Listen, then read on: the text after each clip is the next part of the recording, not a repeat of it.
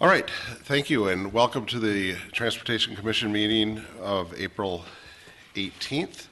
It is not 18th, it's actually the 25th. Let me get that correct. We were absent last week due to the snowstorm, so welcome to the Transportation Commission. First off, we have the, we're going to have an election of chair and vice chair, so turn it over to Director Houle. Thank you, Chair Nelson. For the election of the chair, what I'll do is we'll have an election of chair. Since this is our annual meeting, is we'll elect you folks will elect the chair, and then I'll hand it back over to the chair to elect the vice chair. So with that, I'll open the floor for any nominations for chair. I'll nominate Paul Nelson. Second. I'll accept. Thank you. Is there any other nominations? With that, all those in favor of Commissioner Paul Nelson as chair for this 2013 year, I'll say aye. Aye. Those opposed? With that, I'll hand it back over to Chair Nelson. All right, thank you. So then we'll have the election of the vice chair. Are there any nominations on the floor? I'll nominate Catherine Bass. And I will second. Are there other nominations? Okay, I'll call to close the nominations and call the vote. All in favor of Catherine Bass as vice chair? Aye. Aye. Opposed? All right, motion carries. Thank you. So I'd like to officially call the meeting to order, and we can have roll call. Sharon? Certainly. Member Bass? Present. Member Braden? Here. Member Franzen? Here. Member Iyer? Member Janovi? Here. Member LaForce? Here. Chair Nelson? Here.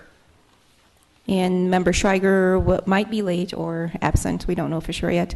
Okay. Member Sykes? Here. Member Whited? Here. All right, thank you. I'd like to call for the approval of the meeting agenda. Are there any additions or modifications requested? So moved. Is there a second? Second. All right, all in favor of approving the meeting agenda for tonight? Aye. Aye. Opposed?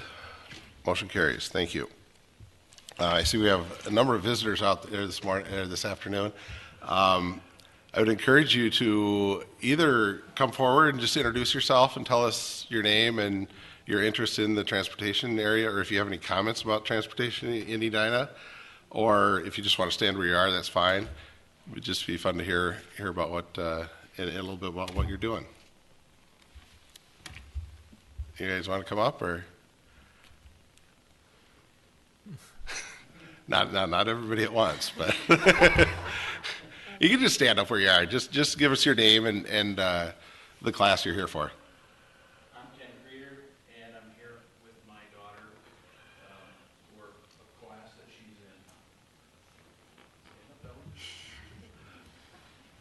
Ellie Creeder, all of us are here for government and to see how you guys do your work. Great. Well, thanks for being here.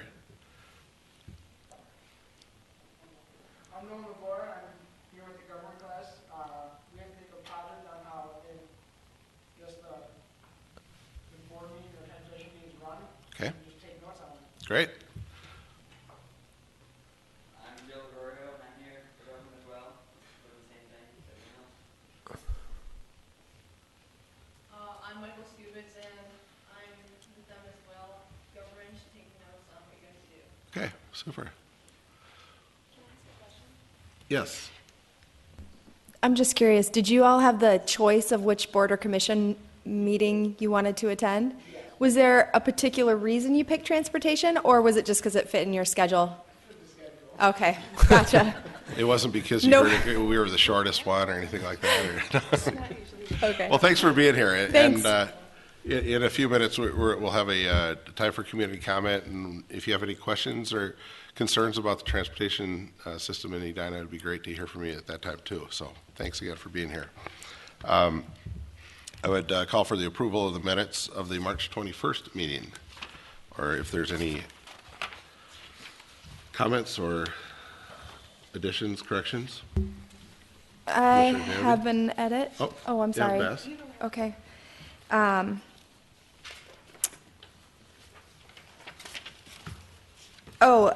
So it's on page 3. Sorry, I made the notes like well over a week ago now, so I'm trying to remember why I had edits. So I have 2. One's on page 3. It's the 3rd paragraph down under Communications Committee. And the sentence reads, Member Bass said she's heard that it is almost completed, but the concern is that no one knows the study is underway. And I just wanted to edit that to read, but is concerned that no one knows the study is underway. So I'm just reflecting, this, the minute should reflect my opinion and not something that is broadly shared, because I don't know that for sure. And then the second edit that I have is on the last, on page 4. It's the 4th paragraph that begins, Member Whited asked, and I'm jumping down to the sentence that begins, Member Bass said she would object to a time limit, and I would like that to be edited to read, Member Bass said she would be cautious of setting a time limit, and the rest of the sentence is fine. All right, thank you. Anyone else? Thanks. I have a couple. On page 3 at the bottom, under Chair and Commission member comments, the first paragraph, the second sentence, I think I qualified my comment, so I would like it to read, she said, comma, according to what she's read, comma, and then the rest of the sentence, because I'm repeating in this case just what I have read in the past. And then the last, second to the last sentence, it says she said normally they do not get into police matters, but wondered if they are aware of this law. I would like this law to be changed to the administrative citation option.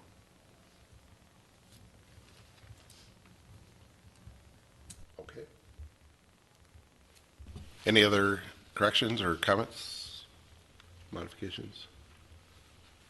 All right, is there a motion to approve as amended? Thank you. And a second? All in favor? Aye. Opposed? Motion carries. Thank you. All right. Now is the time that I mentioned for community comment, and there are a number of people in from the community here tonight. Usually we don't have a whole lot, so if there are any comments, we ask that we limit it to 3 minutes for your comments, and if you want to come up to the podium, and if you don't have any comments or anything, that's fine, and we'll just move forward. Okay. Reports and recommendations. Item number 7A, the active routes to school. We have a presentation. We have somebody from Kimley Horn here. Jeanette is here tonight to give us a presentation on the active routes to school.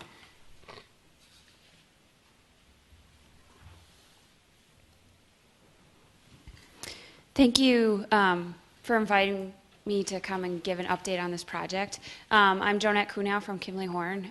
We've been working on this project for Bloomington Public Health. We started last fall. Julie Zamora from Bloomington Public Health wanted to be here tonight, but because of the rescheduled meeting had a conflict, and so she sends her apologies that she couldn't be here. But just wanted to give you a little bit of information about what the project is about, what we've been working on, and sort of what are the things that we will be be recommending going forward. Active Routes to School is a project. It's also often known as Safe Routes to School, which can be a little bit of a misnomer because really it's about active transportation. And so that's why we started to use this terminology about active routes to school. Nationally, there has been a trend over the past 3 or 4 decades. Back in the 1960s, there was in many cases, over 50% of students that were walking and biking to school every day. And today, it's less than 15% that do it even once a week. We're seeing a lot more vehicles on the road. and much fewer students walking and biking, even when they live less than a mile from their school.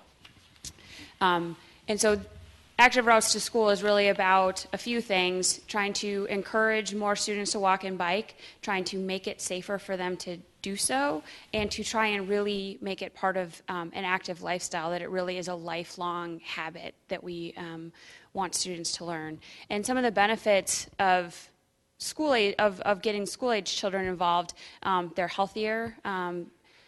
That actually, the funding for this project comes out of the statewide health improvement program, which is funded through the Minnesota Department of Health. And so it really is a health initiative to try and do preventative measures to improve health in the state of Minnesota. There also has been a number of studies that show when students are active and when they're walking to school, they arrive at school more ready to learn, and their behavior improves in the classroom, and their performance in the classroom improves as well. And then certainly, as we think about the environment, the fewer number of vehicles that we have, not just around schools, but on our roads in general, driving around, less traffic congestion, less pollution. So it has that benefit as well. I mentioned the Minnesota Department of Health already. That is where the funding came through for this specific project that we're working on now. There also is federal funding that was established through the Safety Lou program. And in Minnesota, that funding is administered through MnDOT. That funding can be used for things like planning activities as well as infrastructure. And so there are a number of projects around Minnesota that have been implemented using that funding, and we anticipate that there will continue to be some funding available either through federal or state programs for this type of work. There also is a National Center for Safe Routes to School that provides a lot of resources for planning as well as initiation of more active transportation in schools. So there are resources for parents and school administrators to start to implement some of these things in their own communities. So we are, as part of this project, we are working actually both in Edina and in Richfield, and we are working with every public school in the district to develop a comprehensive active routes to school plan. And there are a few reasons why doing these plans are important. A few of them I'll touch on a little bit more in a bit, but one of the primary reasons is and this is not true only in Edina, but it's true in many communities. We know that there are needs in terms of sidewalks or bike facilities or specifically infrastructure, and so being able to prioritize them based on where we're seeing the needs, the comprehensive plan has that benefit. It also has the benefit of trying to establish some more uniform policies among all the school sites so that walking and biking is treated equally at the different sites throughout the district. It also has, at this time when Safe Routes to School funds are applied for through MnDOT, there needs to be a plan in place that says really this project that we're applying for funding for is part of a larger effort. It's not just a short term, we want to make this improvement. It needs to be part of a more comprehensive program that really gets at trying to change behaviors. What we have seen over the past number of years is that in many cases, just making infrastructure changes isn't enough to really start to see behavior changes, that there also needs to be some other supporting programming and education and those types of things. So having a plan helps to bring all of those different partners around active transportation together. So as we are developing these plans in Edina, there are a few things that we start out with looking at in terms of establishing sort of baseline conditions. We look at the number of students that currently walk and bike. We also look at, from the district, how many students at a given site live within a half mile or a mile. So really, what is our target audience of students that really could walk, that there may be some challenges along their routes, but what is that population of students that lives relatively close to school? We do look at all of the infrastructure, both on the school site as well as on the routes to school. We look at policy. What does the district say about walking and biking to school, as well as individual school sites? Just to give as an example, this isn't in Edina, but we have certainly come to school sites and found that they have no bike racks, and their principal is opposed to students biking, and that's why there is no bike rack. And so trying to identify that as a primary challenge is, that's one of the things that we do through this plan. We also look at a number of schools in Edina and other places. There are walk to school days every fall, and so what types of programs and activities are already happening around walking and biking, and what are some of the challenges and opportunities? Is there a PE teacher that's really passionate about teaching kids how to bike? That's an opportunity to not only expand skills but really start to get kids excited about that type of thing. So as we're gathering all of this information, we ultimately, in the plan, are making some short-term and long-term recommendations. And in active routes to school, those recommendations really fall into 5 categories. Engineering is the one that most often comes to mind. That really is about infrastructure, which can be sidewalks, and it could be bike facilities, it could be bike racks. But education and encouragement are also really critical components. To have parents and schools that are supportive of students walking and biking is really important. We actually see that where there truly is community change is where there are people excited about walking and biking, and they're committed to seeing that change in their community. And it's not just 1 or 2 people, and so really engaging a larger group is important. Enforcement can also be a part of active routes to school as it relates to driver behavior and other things that are related to the safety of pedestrians and bicyclists. And then evaluation is also something that, as we are implementing changes, trying to evaluate what are the things that are most effective in seeing these changes in behavior.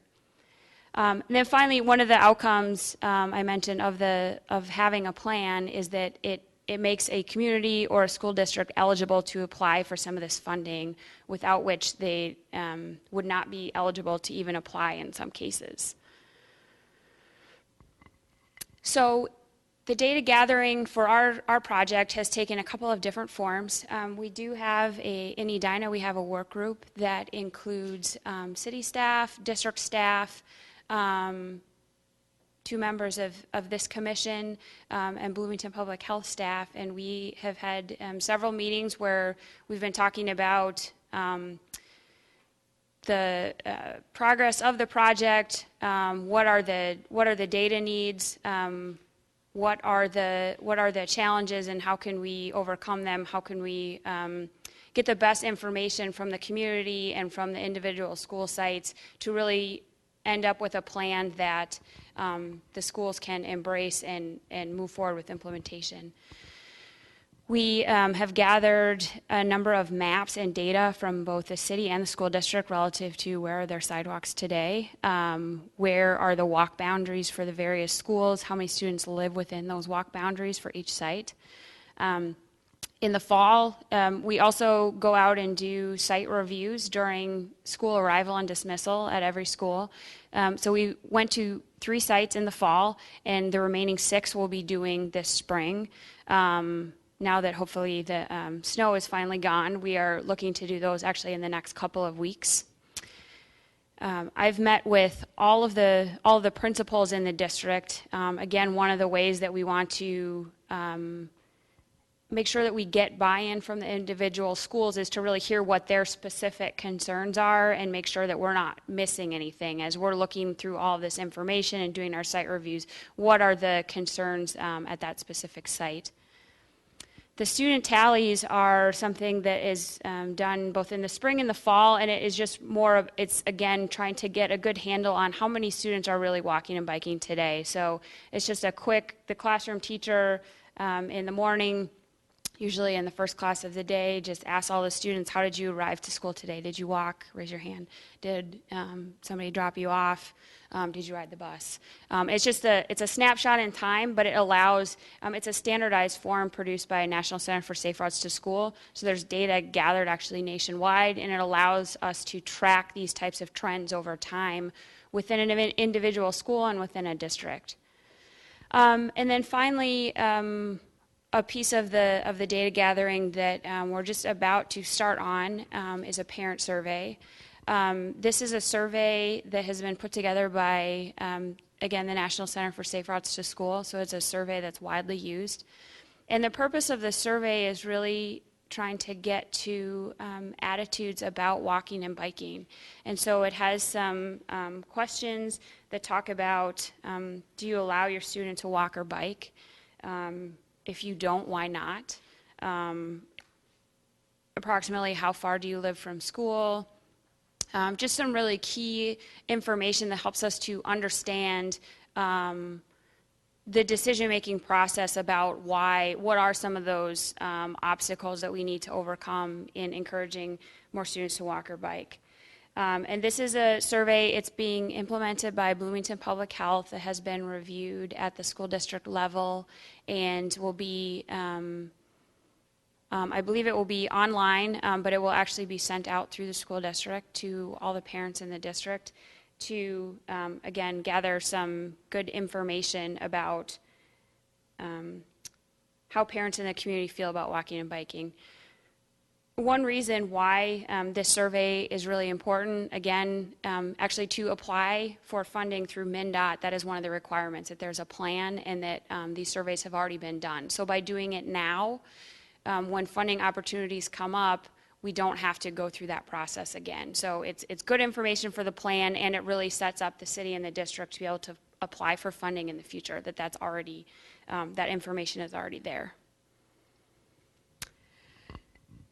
So we are just starting to get to the end of the data gathering process for all of the 9 school sites in Edina. We will be working on draft recommendations and getting input from our work group, from the district, the city, and individual principals on what some of those draft recommendations are. And some of those things will be short-term things that could be done even in the fall semester. For example, it could be for a school that has not done a walk to school day in October, it could be things as simple as that. It could be longer term things that might have to do with policy or curriculum. It could be also, bigger infrastructure type projects. So as we look towards what might be in that plan, we wanted to spend a couple minutes talking about sort of what have we found in Edina specifically. And certainly I was very pleased to find that as I was reaching out to principals to try and meet with them, most of them responded to me within a day or two. So the principals are very aware of these efforts, and they are, in general, I would say, very supportive. There already are wellness initiatives in the district and on many of these school sites, and they have been doing things like walk to school day. This is something that's on their radar. It's something that they are excited about and maybe need a little bit of help and support to know what is the next thing that they should do to continue to improve this. Number of students in the walk zone, from the data that we received from the district, several of the elementary schools had close to or over 150 students that live within the walk zone, Concord, Cornelia, and Countryside. So that really is a pretty strong population of students that could be regularly walking and biking to school. The city does already have planning documents in place that talk about future sidewalks and bicycle facilities that are near schools and that would serve students as they're walking and biking to school. So all of those are really opportunities and things that this community already has that can just be enhanced through this project. Some of the, just to talk a little bit about a few of the challenges, one of the things that we definitely saw and heard this in a few different school sites was that in some cases a student, as the crow flies, might live relatively close to school, but the route to actually get there because of the street network or the sidewalk network is really long. It's really indirect. And so in some cases there may be opportunities for easements to really make that direct route. And there are a couple cases where essentially that's happening today on maybe a unofficial basis, where kids are kind of cutting across, and the homeowners are okay with that. It would be great to make that a more established and permanent route, something that's paved and can be maintained in the winter, so it's not just a summertime route or a springtime. This is just an example of that kind of situation. This is just south of Cornelia School. And as we look at the student population that may live in some of the multifamily housing along Park Lawn Avenue, currently their route to get to school would take them, it's off this map, but it would take them east to France and then north and then back on 72nd Street. Which is a somewhat circuitous route, and walking along France Avenue is not the most pleasant environment during the morning and afternoon. And so one of the things that we looked at was, is there a way to bridge that short gap between where there is already sidewalk and where these students are. And so the purple line that's on the graphic just shows an area, it actually lies on the property line between two properties, and is an opportunity to try to get something like a sidewalk easement that would really establish that route and make that connection for those students and shorten you can see what a significant difference that would make in terms of shortening their route and making it it feels safer, and it's a more pleasant route for students to be on. And there are a couple of those examples. This happens to be one that we wanted to show. Some other opportunities, physical education curriculum. Again, we're really trying to influence students to make long-term behavior changes. So not only walking and biking to school, but to really see walking and biking as a lifelong activity and being able to do that safely throughout their lives. And so incorporating some of that into the physical education curriculum, it's an opportunity. It's also a challenge because making those types of broad-scale changes can take some time, and it can take some time to enact. We also have heard some liability concerns, sometimes from principals about, well, if I'm encouraging students to walk and bike, doesn't that increase my liability as a school principal or as a school district? The Minnesota Public Health Law Center has actually done quite a bit of work on this issue, and there are actually a lot of resources available.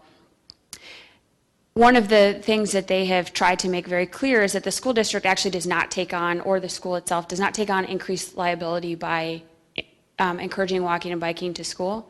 And actually by having a plan that studies what the issues are and what is the long-term strategy to address those issues, it actually reduces their liability because they're essentially acknowledging any potential issues and laying out a plan with funding and other things to address those. And so there really is not a basis for any increased liability on the part of the school or actually the city.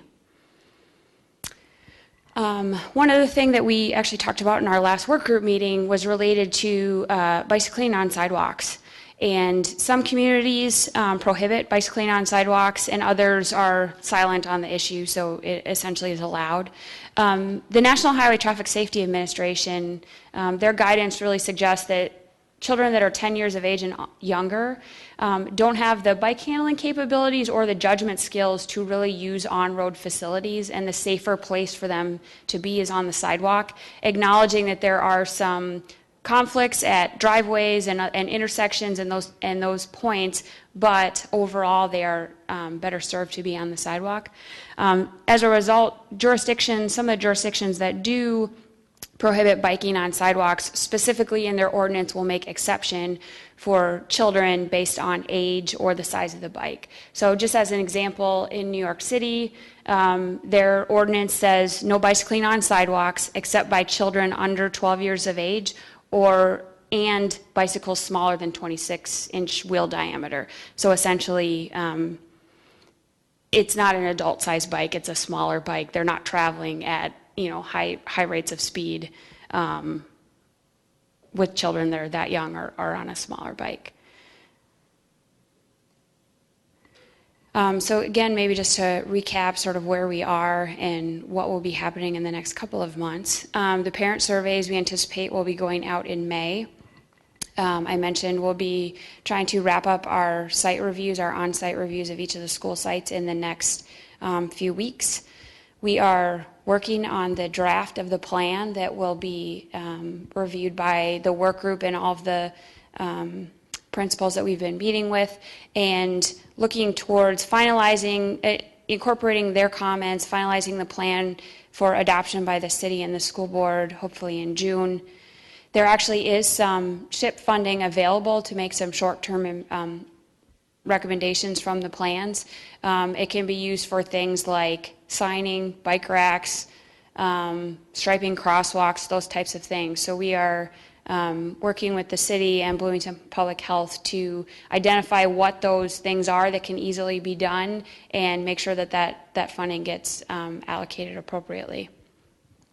There also will be some other, short-term recommendations that likely would be implemented in the fall, which could be things like walk to school day or some other specific activities. There, just as an example, there's a school in Richfield that sponsors a 5K. That's something that they would like to roll out to the whole district. Those are some of the things that take a little bit of planning, but can be done, in the relatively short term. So with that, I would be happy to answer any questions that you might have. All right, thank you. Are there questions?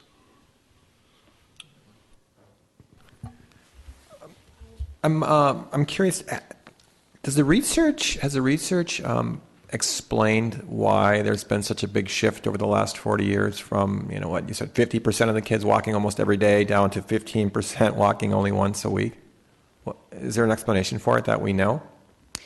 There are a few things. One is certainly that the number of vehicles per household we've seen that steadily increase.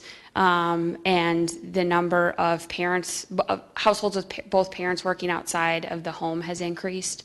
And so there clearly has been sort of a move, not just related to schools, but across society about more driving. And so part of it is really related to that. However, we've also seen that as new schools have been built, they tend to be built far out of the city center.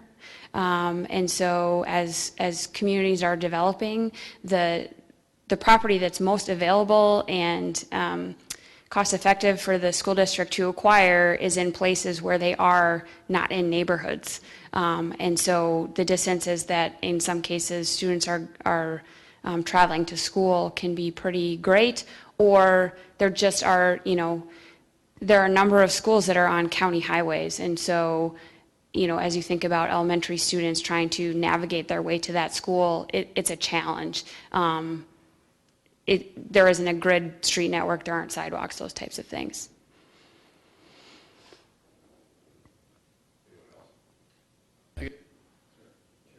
Just related to that, has there been a reduction in the number of elementary schools?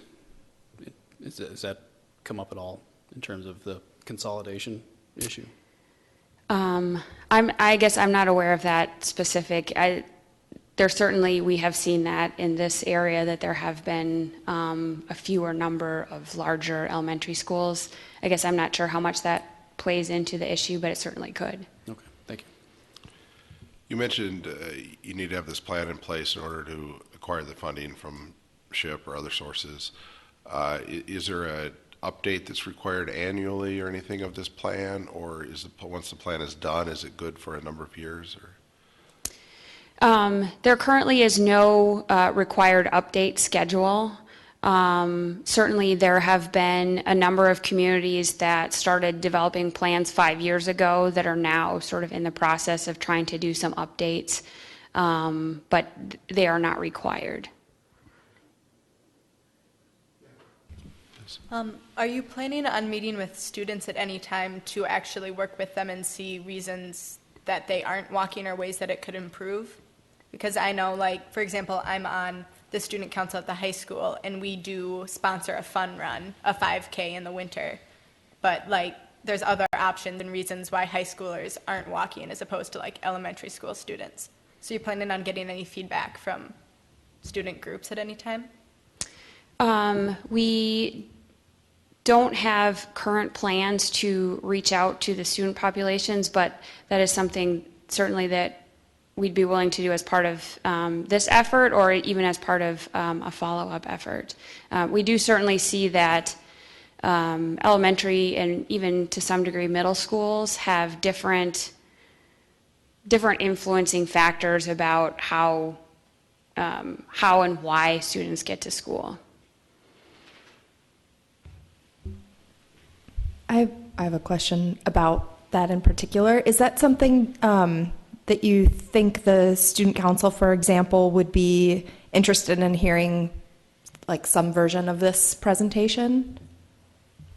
Well, I personally think it could be a good idea, because I know when the student council meets with different groups, like we meet with the school board or something, we provide feedback that they wouldn't think of just from a student perspective. For example, I live in a 1 mile radius to the school, and I used to walk sometimes, but now I'm going to school when it's dark, and I'm coming home from school when it's dark, so I'm not going to walk. I actually have a carpool, but I think there's ways, I know that people could walk that they can't because there's routes or different reasons why that could just help provide additional insight, which could be helpful, but I don't know how your plan works very well. I think that's actually really great idea, and I think maybe we should talk about, I don't know what's covered within the scope of the work that Kinley Horn is doing, but I think actually there are a couple of, I just want to be sure that, you know, as we're pulling together, you know, you guys have done some really great work at looking at all the data and pulling that together and developing the recommendations. Before that gets to the point where we're putting it in front of the school board or council, I think it's a really good idea to make sure that we're, you know, gathering community input into it and asking, you know, does this make sense? Do these recommendations make sense? Does it fit? What are we missing here? And I think a student group like the student council or others would be a great stop for this plan with the recommendations. I think another one would be potentially the school district wellness committee. It would be great to get them engaged in this issue. And then in part because the funding for this plan came from public health, I think it would be great to have the community health committee, the city's community health committee, hear a version of this presentation and, you know, with the recommendations, either draft or, yeah, I guess the draft recommendations. So I'm sure there might be others, and again, I don't know what's within the scope of what you still can do, but I think there's also folks, you know, that have been a part of the planning process, myself and Commissioner Janovi, and I'd be willing to help with some of that trotting it around as well, because I think it's really critical that we get community feedback and input into this plan if we really want to see it implemented. Absolutely. And I would just say, you know, from our standpoint, that certainly gathering that type of input is certainly something we're willing to do and would be, I agree that type of input just makes the plan more valuable going forward. There's also groups at the middle schools and a group at every elementary school that is an easy way to just provide feedback and link all schools for different groups. Great. Well, thank you very much for the presentation. It was very helpful. I think there's no action required on that, so we'll move on to the Lake Edina pathway proposal. And Wayne, do you want to? Wayne's going to present that.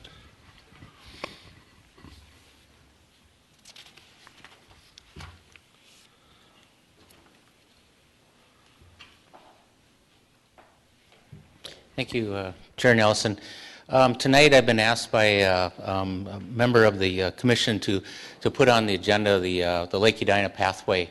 The Lake Edina pathway is actually a Park and Recreation Department project, and the Park and Recreation Director actually brought it to the Park Board essentially a couple weeks ago, and they actually looked at it and voted it down.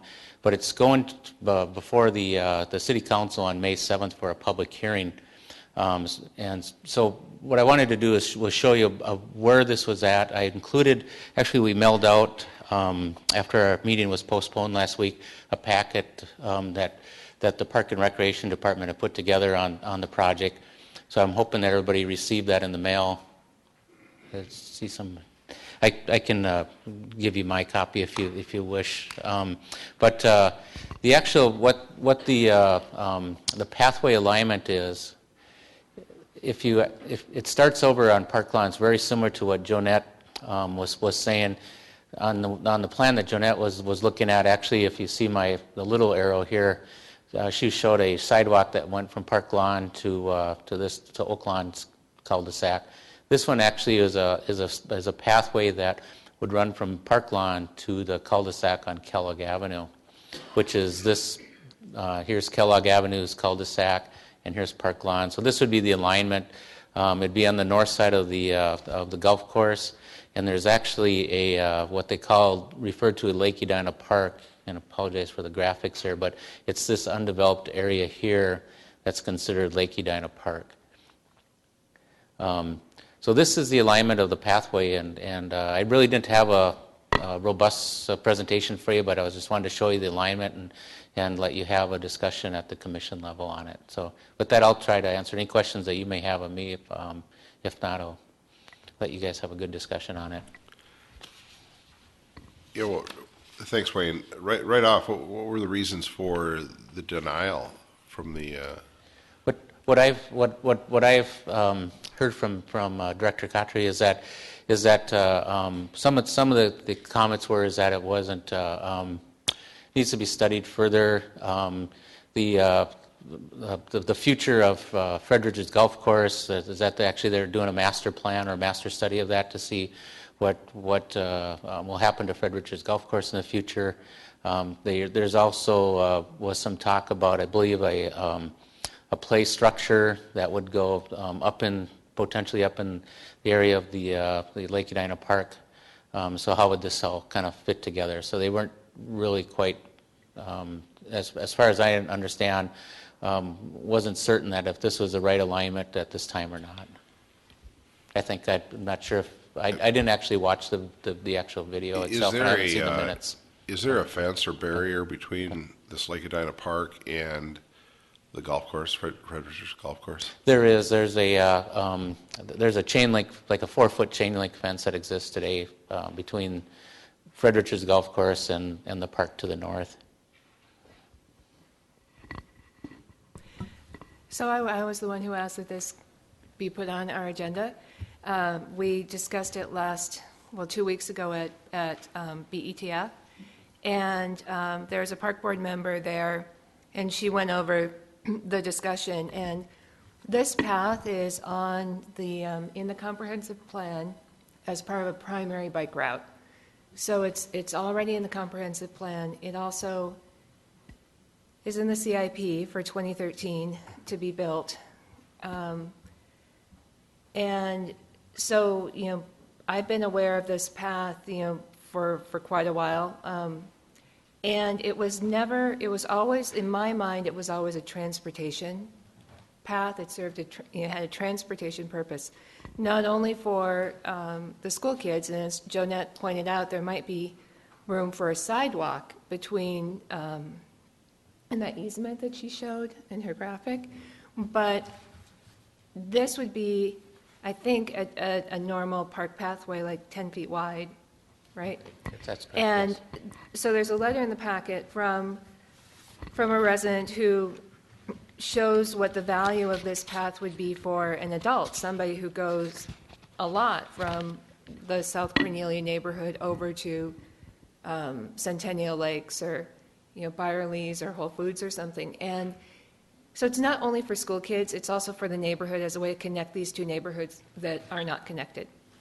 And, I mean, I think if it weren't on parkland, it would have been something that we discussed, start to finish, but because it's on parkland, it went a different direction. This is a question I have is this is also in a near proximity to the Three Rivers Park bike route or bike path? It is, and we, from a staff level, if you recall, the Gallagher Drive improvement that we did last year included a portion of the Three Rivers Trail, and part of the agreement with Three Rivers Park District is that we are to now look at giving Three Rivers permission to be within the right-of-way or acquire easements from Richfield to Fred Richards Golf Course to the clubhouse or the entrance to the clubhouse in order for us to acquire those funds that we were promised on the Gallagher Drive. So we have been working on that through the winter and looking at the routes into the golf course or trying to line the pathway towards the south side of the golf course. And we're really struggling with that because there really isn't a great way to get from Park Lawn in towards following the drive into the golf course, because all we have is a 24-foot easement, so we're going to have to acquire an easement along that drive if we put it along that drive and take parking out and such. So we've been looking at many different alignments. Actually, I think there's 6 or 7 that we're looking at around the golf course, and so we're going to circle back with Three Rivers and ask them, can we just give you an alignment to Park Lawn for now, with the golf course being kind of up in the air of what's happening there. And then once they determine what happened on the golf course, maybe we relook at the alignment through the golf course, or on the south side of the golf course, or maybe the north side of the golf course. So yes, that was kind of a long version of yes. It's really close to the 9-mile regional trail, but we don't. There is an approved alignment along the south edge, but to actually make that work is we're having some difficulties with. Okay, Commissioner Genevieve. So the timing of this is a little bit difficult in that my understanding is that even though I think the council members have expressed an interest in studying repurposing Fred Richards, my understanding is there's no plan right now to study it. There's no funding, and it's not in the CIP. At the same time, Three Rivers is ready to go ahead. They need to start their planning.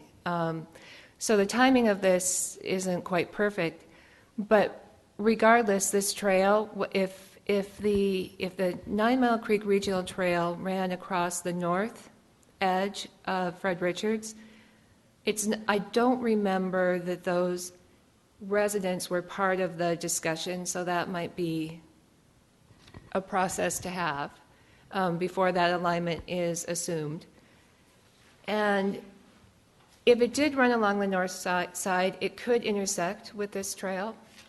And if it ran along the south side, this trail could be kind of a spur to get people from the neighborhood over to the trail. So I don't see that this path would have to in any way define or influence where the Three Rivers Trail might be, because it would have utility no matter what, is my view.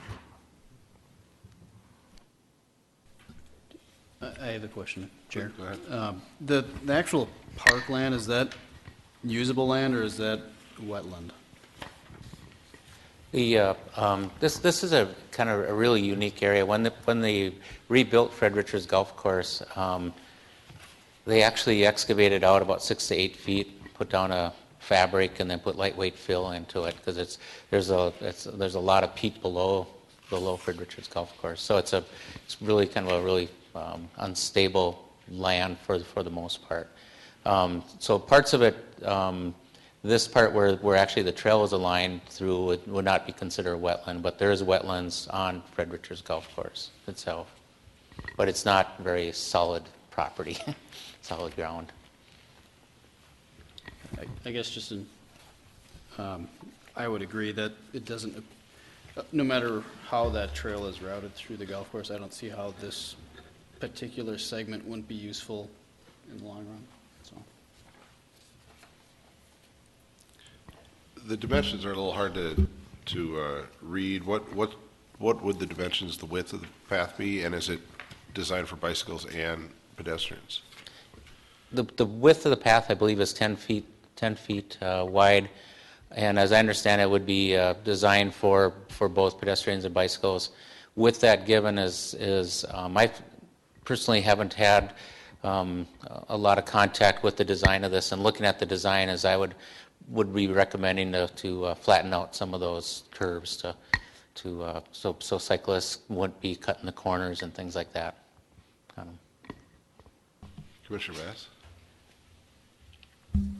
Oh, I just wanted to clarify a few of the points that are included on the staff memo that introduces all of the attachments in the packet. It reads that the project was introduced to staff by Dewtown, and while it was delivered to staff by Dewtown staff, I think it should be noted that and it also reads that Dewtown hosted events, and in fact, this was the collection of the signatures in support of the trail and the play structure. That event was hosted by the Family Resource Center and in Edina, and the Dewtown staff were there to talk with neighborhood residents. And so, really, this need was identified by residents in the Park Lawn neighborhood. It emerged from them and wasn't sort of created by any other entity other than Edina residents. And I think, it's important that we really are clear that there's sort of two different things we're talking about here. We're talking about the need to, make sure that we have networks that carry people from the places where they are to the places they want to go, and that serves a transportation purpose. And then there's also the need for serving there's also the needs of a particular neighborhood. And I think that this particular path has been cited by neighbors, by residents, as a useful tool for both their transportation needs and their recreation needs. And so I just wanted to make those clarifying points, and I guess that's it for now. Okay. Yeah. So Wayne, so my assumption is that the Parks Department contracted with the engineering firm that did this drawing. Is that correct? That's correct, okay. yes. Yep. So if this went through, would there be an opportunity to either work with that firm or maybe in engineering tweak it some, like you just mentioned? Because one thing that a park board member, because I agree with what you said about the angles and everything, but another thing the park board member said is she just wants it to be attractive when it's done, and there was some concern about that, so just wanted to throw that out. Yes, Commissioner there. Genevieve and Commissioners, as I understand it, the Public Works Department would actually be constructing the trail, and engineering would be staking it. So the answer would be yes, we would have an opportunity to modify this plan. Do we want to forward a recommendation then? I know it's not asked for here, but to the council based on the transportation needs? Can I ask a question first? Yep. Before, Go ahead. is there any kind of a relationship between this proposed trail and the little active routes to school connection that Jonette had just talked about? I mean, was that just what she had on the map? Was that just sort of like, wouldn't that be nice to have that connection, or is there actually some thinking going on about making that connection to that cul-de-sac at this point? Commissioner LaForce, I believe there is. I believe, like I say, I have not been involved with the planning of this trail and where it came from and such. And so, but I do believe that the neighborhood to the east to get to Cornelia School, or that this would provide an alternate route versus taking the buses, but that other connection would be a much more direct connection. And in my mind, by even putting this in, doesn't preclude us from looking at that in the future with our active routes to school plan.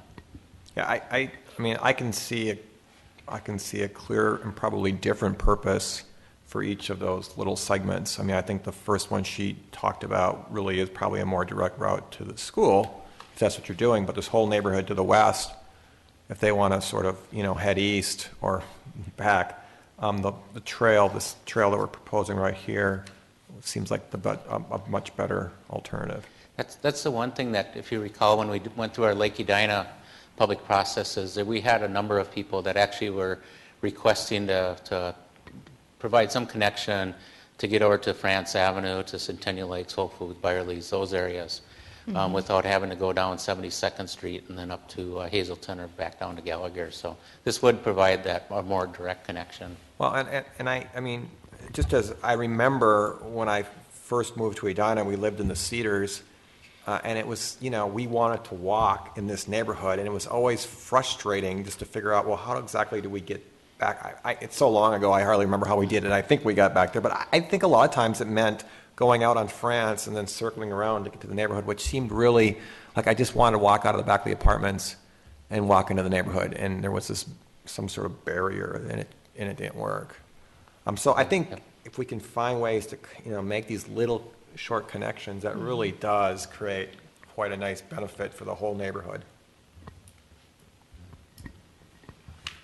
Okay, and later on this evening, we're talking about the sidewalk plan, and we're looking to make connections throughout the city. So this seems like a good, as Commissioner Genevieve mentioned, a good connection to make, and I think we should pass it on to the city council as at least a recommendation that they take a serious look at approving this and getting this done this year.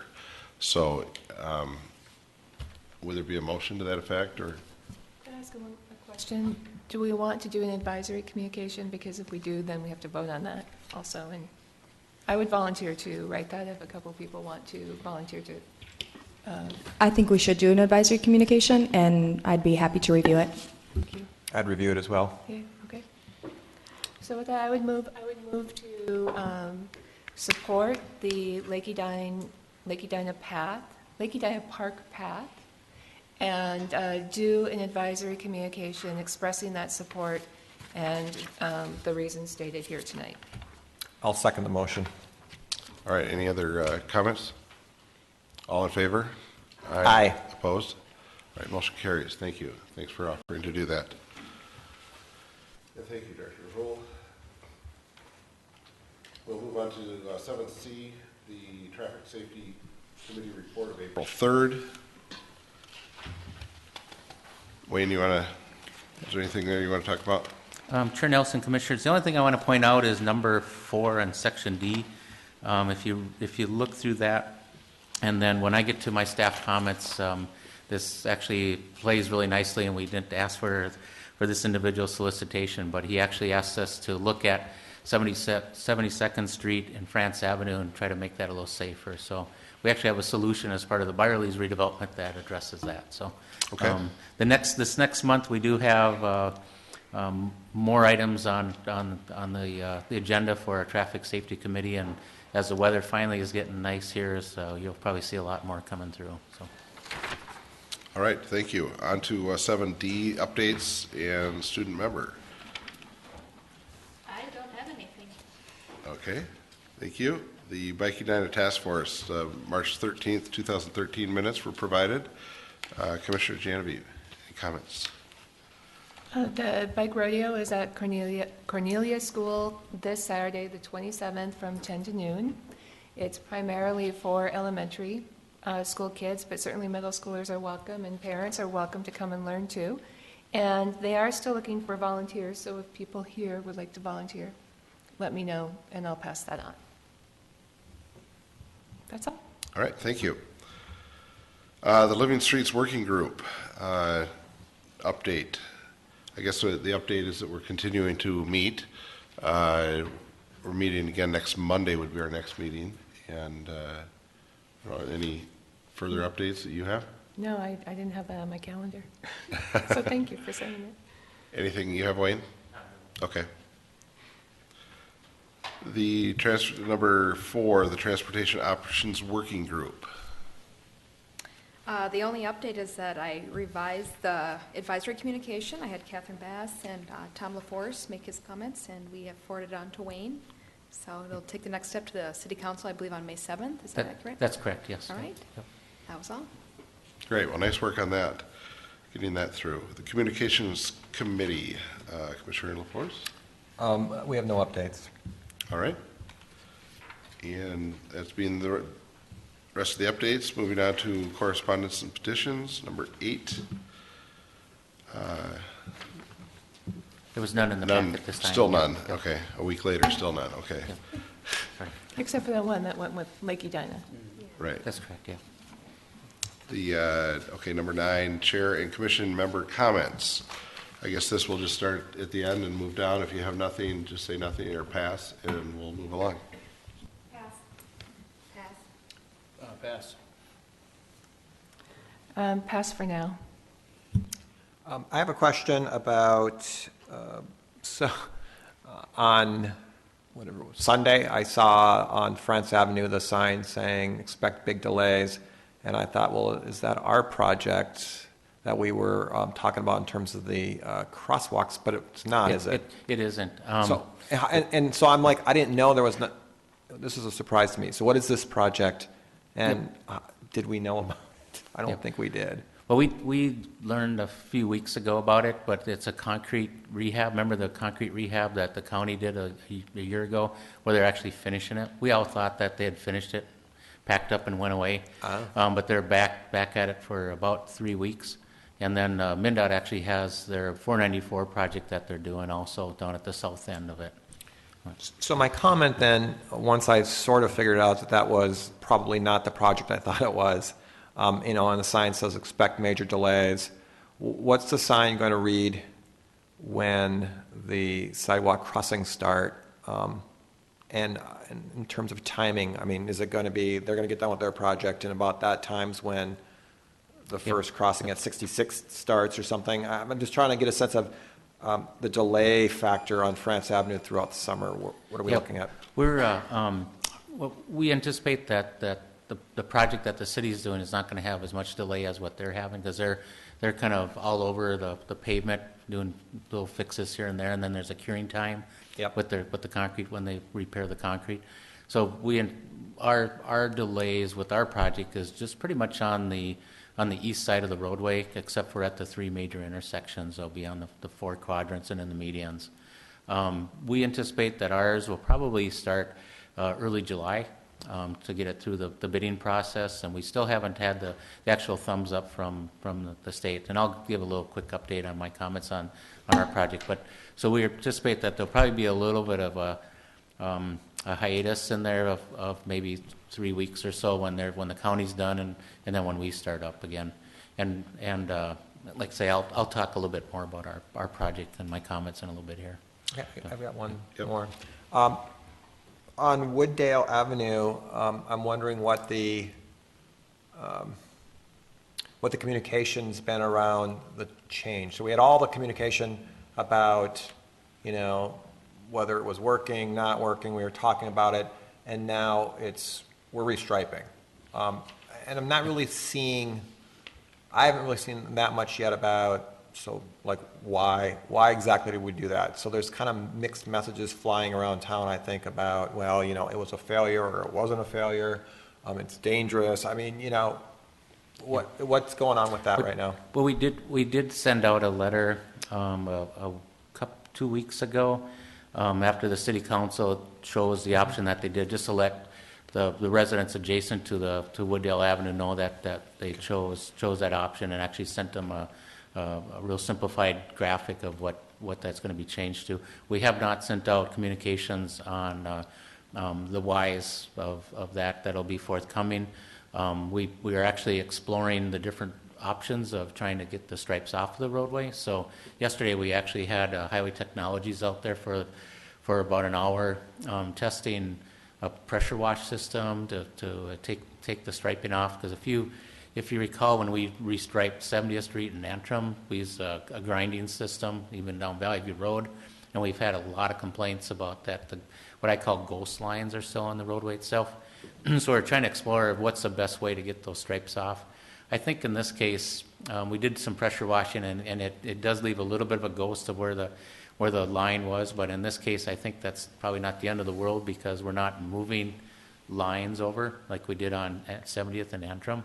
And actually, that the ghost of that line, even though it's not a white paint, but it'll be kind of a discoloration of the pavement, but it's still identifying where that bike lane is, where people are supposed to bike. So I think, we're still exploring, how to proceed with removing the striping, and we do have some time here, because we're gonna have to wait at least 3+ weeks here to restripe it, to get the temperatures up where that paint's gonna stick on the roadway itself. So we'll explore the communications aspect of it, to do the whys, and I'll bounce it off the communications committee too, to get your input too on that, and then we can.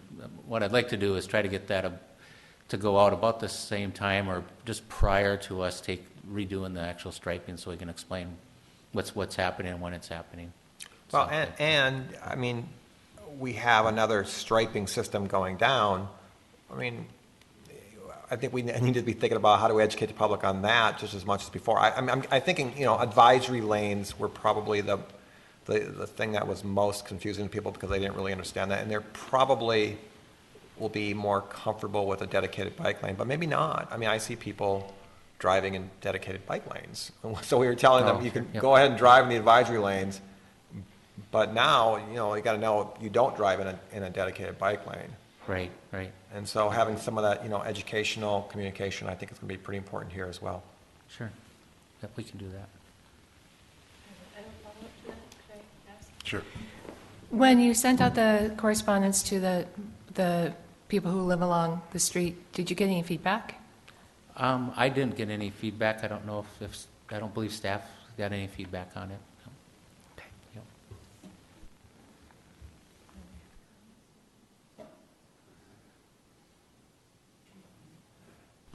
Okay, just one that came up, since Commissioner LaForce mentioned the France Avenue work that Hennepin County is doing. Are you aware of any other projects the county is doing, and/or obviously there's one at the bridge over 494?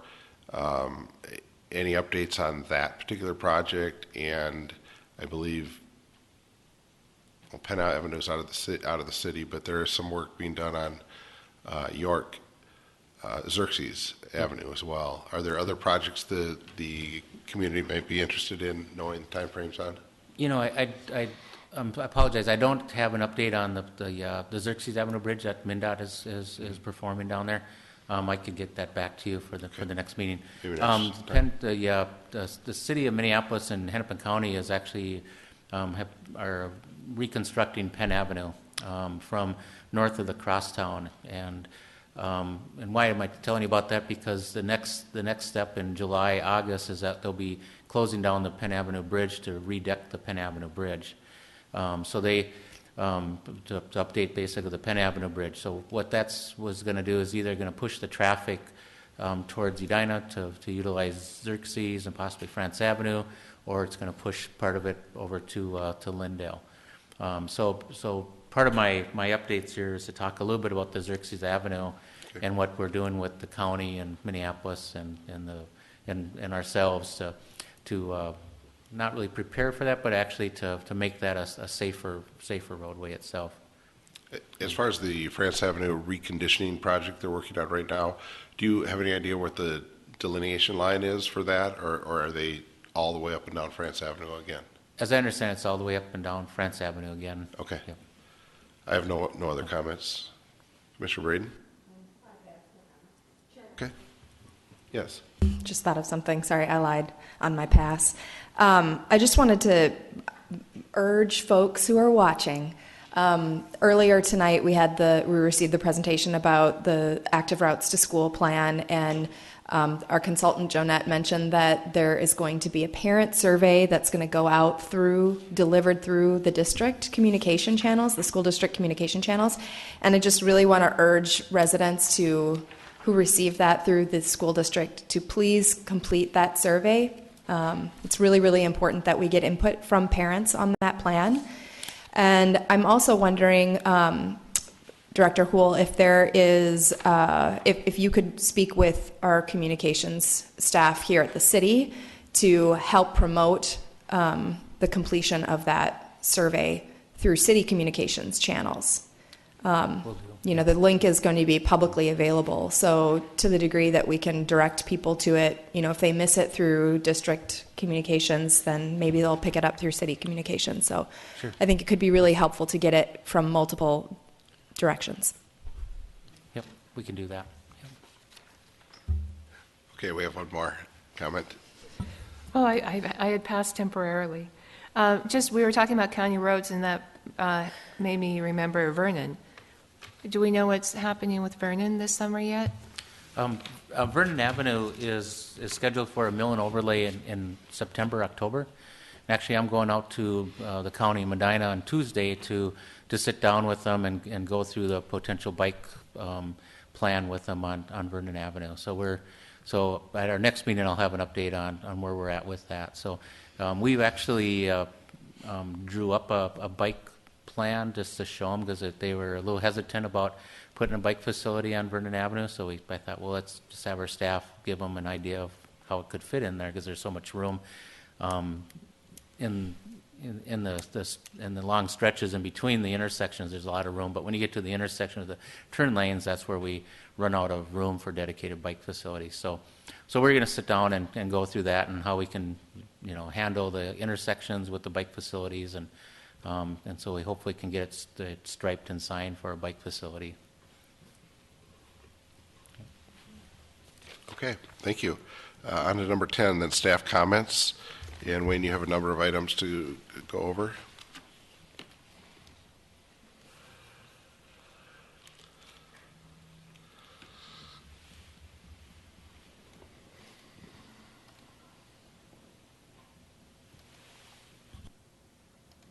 What I thought I would do is just kind of throw these onto a PowerPoint so I don't miss any of them here. The France Avenue update, our pedestrian enhancement project. Just want to report back to you that we did meet the March 31st deadline we got approval from MnDOT that all of our submittals were approved, so we met the March 31st, which included the easement acquisitions for the project, which is huge on a project that size and being a federal project. So took a load off my shoulders for that one. And then, so right now we're finalizing the plans that have been routed around MnDOT to get the final comments and such, and we can't advertise for the bids until they authorize us to advertise for bids. So I'm hoping to know sometime this week or next week when they think that they'll give us the thumbs up to go out for advertisement for bids. And then, being a project of this size, it'll take at least 3 weeks for advertisement, and then going through the bid opening and then approval at the county or at the council and such. So, like I say, I'm probably looking at the second meeting of June that the city council would award the project, and that we'd start beginning of July for that project. Monday night we had a urban design meeting, and there was 4 of the commission members that were at that meeting. There was probably about 16 people around the table or so, maybe a little bit more. Great meeting that you all had with looking at how to look at the corridor from an urban design point of view. And originally we were looking at bringing this back, that group back to the May meeting, but I think it was such a great group of folks that we'll probably ask for another special meeting to get around the table, because there was quite a few other people other than Transportation Commission members that were there. We had a Planning Commission member, Environmental and Energy Commission member, an Art Board member, members of the Chamber. There was property owners that had showed up. We also had some City Council members there too. So we're hoping that our consultant can put together minutes of that. Actually, staff will actually be putting together minutes of that meeting, and then the consultant will actually be putting together what he's doing for the urban design component, and Sharon will get that out to everybody to take a look at. The Byerly's redevelopment, what you see on the screen here on the right side is the approved layout, or the preliminary approved layout of the Byerly's site itself. Hazelton Road is up on the north end here, and then France is on the west side, left-hand side. Up on the Hazelton Road is actually the City Council approved a feasibility study to look at the roundabout on Hazelton Road and then the improvements on Hazelton Road itself. And what we're, from a staff level, is that we're hoping to have that concept or the layout ready for the May meeting of the ETC that we'll bring back to you and have you take a look at it, get some input. And then we're looking at a June 4th public hearing. It's the same time that the Byerly's folks are planning to bring back for their final development of their plan. So it'd be heard the same night for those improvements and also the Byerly's improvements.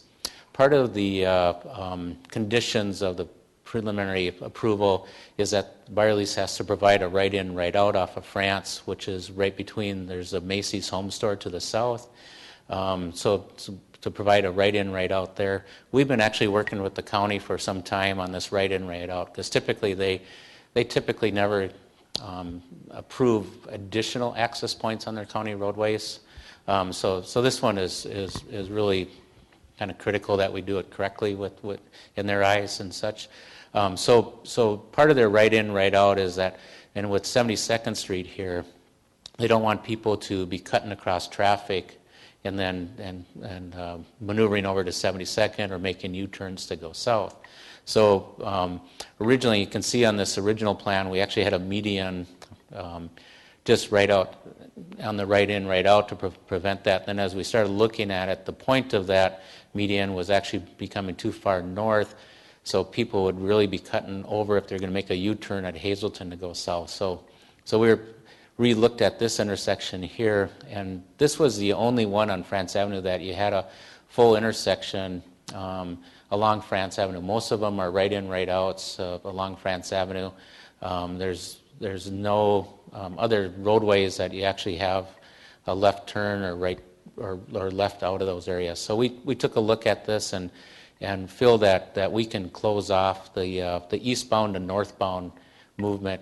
And actually, if I go back a block to Linn-Mar and then to Hazelton, is if people want to make that movement, and actually a lot of people do, is to utilize Linn-Mar to Hazelton and then make that left turn with the traffic signal at Hazelton. So it becomes a much safer intersection itself.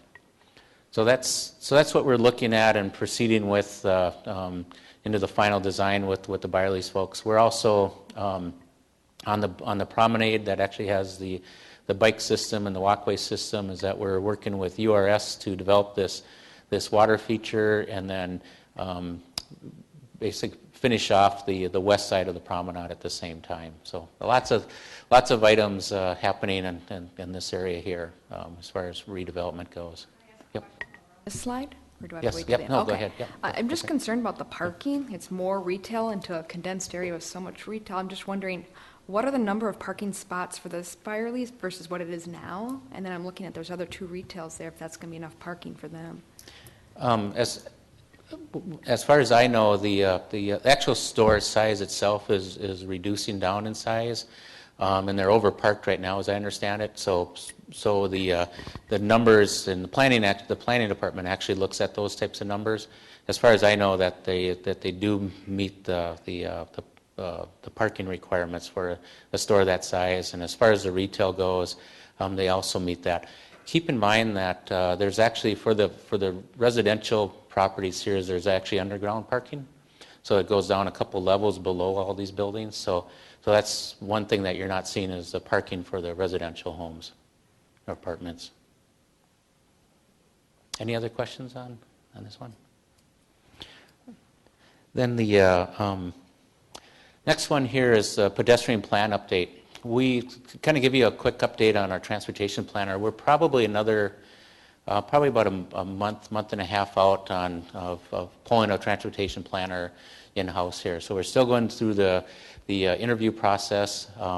We had gone through an interview process with a group of candidates, and then we didn't locate or we didn't find the right match, basically. So we're going through another group here of candidates. So given that, I really feel that we really need to be starting to look at this pedestrian plan and the sidewalk plan, especially with projects coming up, our 2014 projects, is that at least start identifying if there's any sidewalks and things like that, so that as we start talking to the public or to those residents, is that we can kind of hit that, so we're not, bringing it up midway through that process. We also have 6 projects, and I'll go through those in a second, that actually are kind of on the shelves that have either been asked by the city council for staff to do feasibility studies on, or to do or else they were petition type projects. So, and I'm just kind of planting the seed tonight, and when I come back in May, I'd like to put this as an agenda item to talk about. So one of them is to start thinking about how do we prioritize these sidewalk projects, because with our franchise fees, we will have funds available this summer to do at least 1, if not 2, depending upon the size of the project itself. And so we'd really like to at least do 1 project this summer to get that off the ground. So some of the type of priorities that we could be looking at is maybe school routes, park routes, or routes to parks, routes to businesses, or other kind of the catch-all, everything that's left after that. So with that being said, we have actually there's six projects here that we're sitting on the shelf. One is the school road sidewalk that goes from Concord along the north side of School Road, and then down to 60th, and then out to Valley View Road, or just south of Benton Avenue. Then we have the 42nd Street project. It goes from France over to Oakland, I believe. It kind of fills in the missing gaps of sidewalk over there. And then we have the Interlochen Boulevard that rounds the corner from essentially, I believe it's Oxford up around the corner. There was a section that we put in a couple years ago to accommodate the crosswalk that goes onto Vandervork. So that would bring it up to Vernon Avenue. And then we have the West Normandale Trail that essentially follows just south of Benton Avenue down around by Normandale Church onto Valley View Road. And then the Xerxes Avenue, which is the missing segment on the west side from 56th Street down to 60th. And then we have the East Normandale, which is between 70th and 66th Street. We don't have numbers on that because we're not sure if that's on street or off street on that location. But these are the 6 different projects that we're kind of sitting on right now, kind of in limbo of what do we do with these projects. Which brings us to the actual pedestrian plan. If you go back to the comprehensive plan, and this is kind of an updated plan from the comprehensive plan that we've updated, where the newer sidewalks have been filled in here. It's really taken what I would consider at a really high level, probably 20 to 50,000 foot level of looking at the sidewalks. It wasn't really analyzed in great detail, as you know, when we went through the comprehensive planning for the sidewalk plan itself. So what we're thinking of from a staff level is if you're willing to do this, is to kind of put you to work a little bit. What we're looking at is possibly, since each person is from a different quadrant of the city, is possibly giving you some mapping, some hard copy maps of what you would see on the upper map here for your quadrant, to take a look at possibly just hand drawing in where you feel that the sidewalks should go. And I think that we need to, before we do this, we really need to establish some priority systems. Is that, I guess I need to get more of a clear understanding of what your intentions are on the sidewalks, or if you're intending that they go on every street, or if we look at streets over a certain volume. The ITE folks, which is the Institute of Transportation Engineers, go back to about 500 cars a day, vehicles per day, that they suggest separating out pedestrians and vehicles. So those are some of the things that we probably should be looking at as we're redesigning this overall master sidewalk map itself. Wayne, the Living Streets Working Group and then this draft of the Living Streets, or the draft of the Living Streets policy that this group looked at, has proposed some principles and proposed a prioritization system. So maybe that could be redistributed to people as something that we have already looked at? Sure, yeah, and talked absolutely. about? Yep, we can definitely be doing that. Yep, pulling that together. But I guess what I was wondering on this is much more are you willing to take these maps and spend a little bit of time to lay them out for your areas? Or if you want staff to lay these out and then we give them to you for review. So it sounds like there are two questions, one of them being how to prioritize or approach the 6 projects that you showed Yes. on an earlier map, and then the larger picture. And the larger picture, I'm thinking, could maybe wait until we have the Safe Routes to School plan, until we're further along in Living Streets, until the transportation planner is here. We've got enough work for the next, period of time. And I think those 6 projects, pick a couple of them or one of them, depending on which one you pick, would all be valuable. It's just my opinion. Yep, it's totally up to you guys, because I don't want to be, come midsummer or so saying, well, where's the pedestrian plan? So I want to make sure that we stay on track with the pedestrian plan. Because I know from the council level, we've had some council members asking, where's the pedestrian plan? And so I want to make sure that that I'm staying on track with that. Yeah, I appreciate your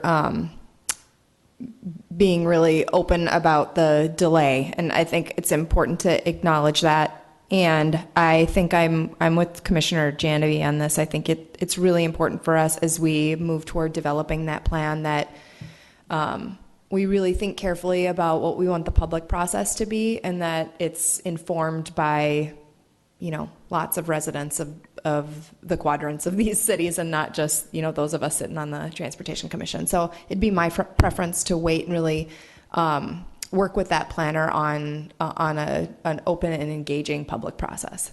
Yep.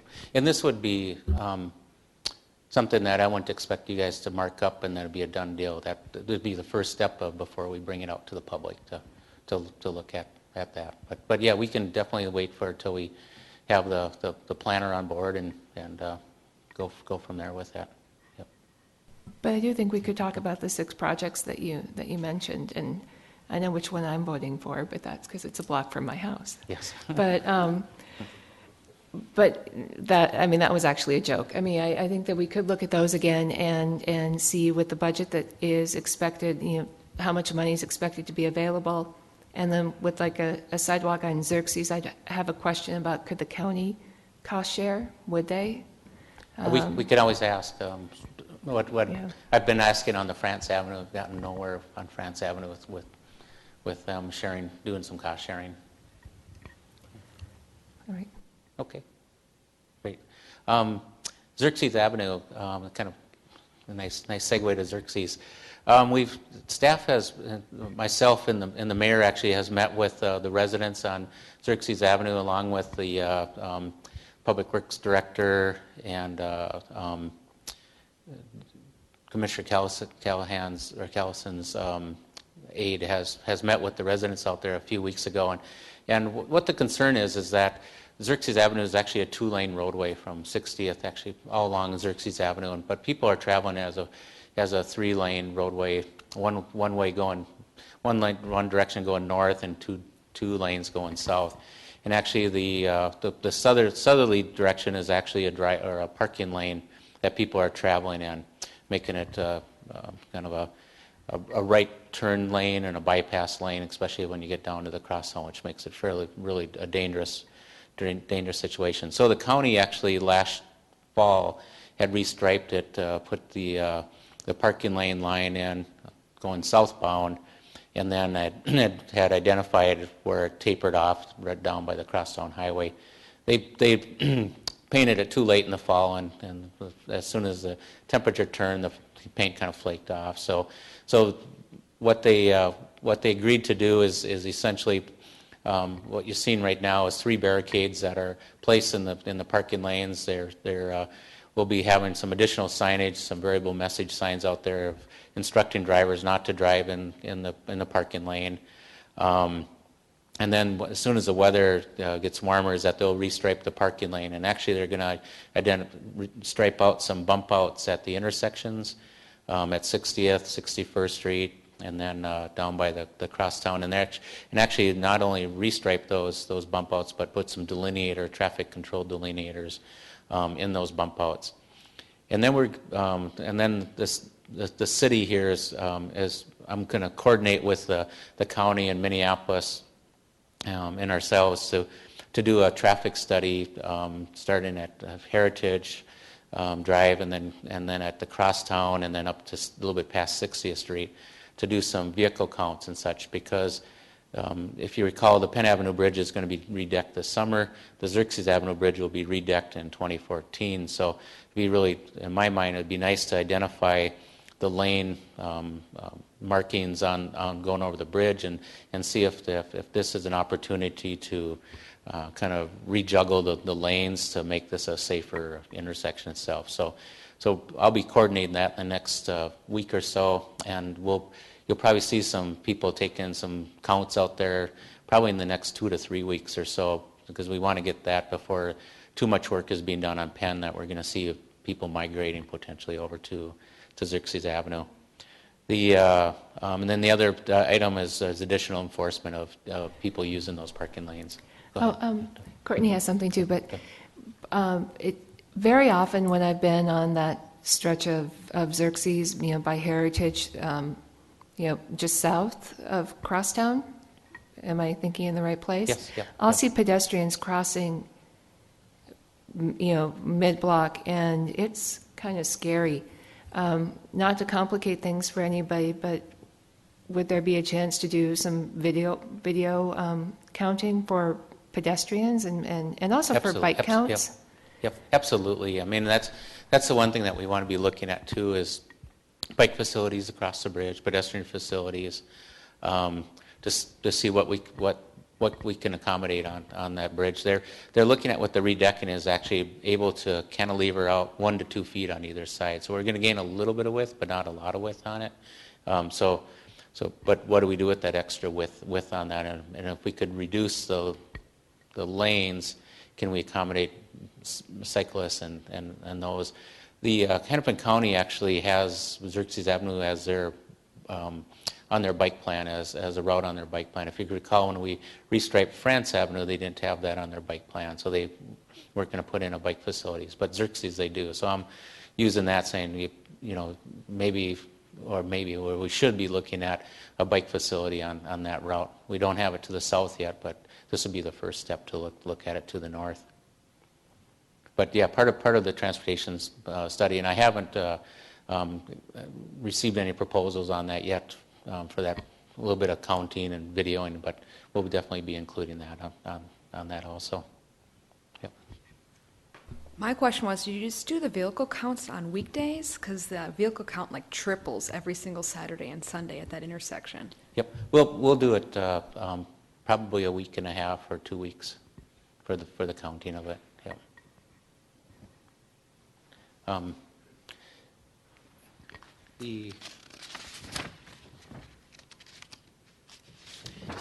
The other item that I want to talk a little bit about is that we, on our neighborhood roadway reconstruction projects, we actually have scheduled some meetings out in the field with the neighbors to kind of a kickoff meetings with the reconstruction of their projects itself. Last night we actually had the Lake Edina neighborhood meeting. We actually advertised it to be out in the neighborhood, and then we ended up having it at Public Works, which is actually probably a good thing because it was pretty cool and it started to rain last night. And we had 40 residents show up for it. So it was a great meeting. They got to meet the inspector from the city, the contractor that'll be out on site, and then Chad Milner, our assistant city engineer that's doing the engineering portion of the project itself. So the first meeting went just really well, and a lot of great questions, and kind of gave them the idea of the different staging, because the Lake Edina project is broken up into 3 different phases, and we're starting at the south end and then working our way north. And each phase is about 8 weeks of duration. So, like I say, it was a great one-on-one and kind of a group setting, and we got a lot of compliments of doing that. So thank you folks for suggesting that. I don't know if it came from you guys, but it did come from our communications audit when we went through that to as one point to do prior to the project starting. So we have the Braemar Hills is April 29th, and the Normandale is May 6th. The Mendelssohn neighborhood is going to be later because of the gas main replacements are scheduled for June, I believe, June, July. So that one's going to have a little bit of later start on the Mendelssohn, and we'll do that prior to that starting. The other last item that I have. Wayne, can I go ask a ahead. question? Yep. So are the remaining meetings then also going to be held at Public Works, or are they going to be in the neighborhoods? We're planning to do them in the neighborhood. Unless Great. there's inclement weather, then we'll pull them back to Public Great. Works. Yep. Thanks. Yep. The last thing I have is on the packet that I sent out in the mail when we postponed this meeting, I talked a little bit about the iLegislate. So if you could just email me if you want us to set you up with that. So just give me the yes or no, I guess, on that. We already have your email address, and that's all we really need is your name and email address for that. I have a question on that, Wayne. So would that be, are we hopefully heading toward paperless packets, or is that the goal? That is the goal, yes. Yep. And then if we do that, but then there's a map or something, could we just email that we'd like a hard copy of it? Absolutely. Yep. Anything that's larger size, we definitely could get you hard copies or plots of those. Okay. That was still just for Macs, wasn't it? iPads?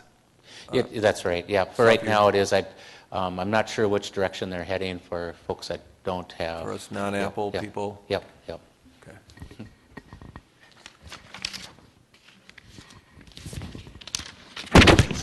Okay, thanks, Director Will. With that, we stand adjourned. There you go. Mr. New Chair. Yeah, it was long-winded.